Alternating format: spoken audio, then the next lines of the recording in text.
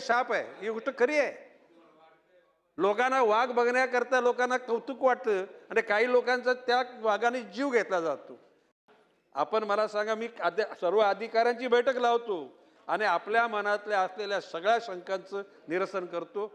वेळ पडली तर जी काय माझी कुवत आहे त्या पद्धतीनं त्या परिसरामध्ये CSR मधून पैसे आणून त्या ठिकाणी गरजा पूर्ण करण्याचं मी आश्वासित करतो. प्रवीण भाऊ, फक्त प्रश्न विचारा. अध्यक्ष महोदय, स्पेसिफिक प्रश्न आहे. प्रश्न घ्या. मी नाईक साहेबांचं. ठीक आहे. अध्यक्ष महोदय धन्यवाद. अध्यक्ष महोदय, मी नाईक साहेबांचं पहिल्यांदा धन्यवाद देतो की लोहार डोंगरीच्या विषयात त्यांनी एक उत्तम इनिशिएटिव्ह घेतला. एक बैठक लागणार होती पण आचारसंहिता लागली. बंडू धोत्रेंच्या माध्यमातून त्या सगळ्या विषयांवर हे होतं. ती बैठक तात्काळ अधिवेशनात लावावी अशी विनंती करतो. नंबर 2, चंद्रपूर जिल्ह्यातील वाघ मानव संघर्षावर प्रभावी उपाययोजना करण्याकरता राज्य सरकारने 11 सदस्यीय तांत्रिक समिती तयार केली होती. त्याचा अहवाल आला आहे. तो आपण त्याची अंमलबजावणी आपण करणार आहोत का? नंबर 1.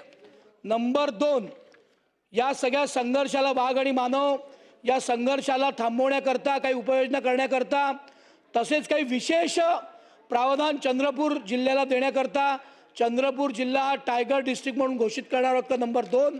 नंबर 3, गडचिरोली जिल्ह्यातनं समूळ नक्षलवाद नष्ट झाला आहे. तिथे कमलापूर नावाचा एक हत्ती कॅम्प आहे, जी की राजधानी होती नक्षल्यांची. ती आता पूर्ण समूळ नष्ट आहे.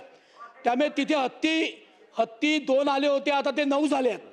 त्या हत्ती कॅम्पमध्ये काम करणारे जे कर्मचारी आहेत त्यांचा वर्षभर 1.5 वर्ष पगार होत नाही.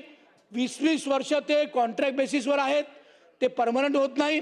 त्यामुळे जर भविष्यात गडचिरोली जिल्ह्याला चांगलं करायचं असेल तर कमलापूर हत्ती कॅम्पमध्ये काम करणाऱ्या सगळ्या कर्मचाऱ्यांचं आपण त्यांना परमनंट करणार आहोत का?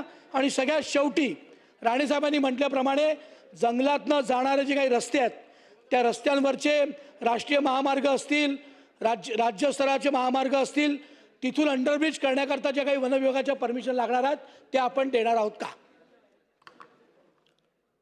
चंद्रपूर जिल्ह्याला वाघांचा जिल्हा म्हणून जाहीर करायची आपली ती पत्र द्या. आपलं वेळ झाला.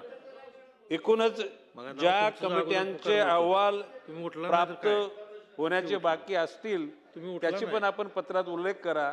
त्या पण गोष्टी पूर्ण केल्या जातील आणि भविष्य काळामध्ये. नानाभाऊ पुढे जाऊया. चला पुढे जाऊया आता. हत्ती कॅम्प लक्षवेधी क्रमांक 3.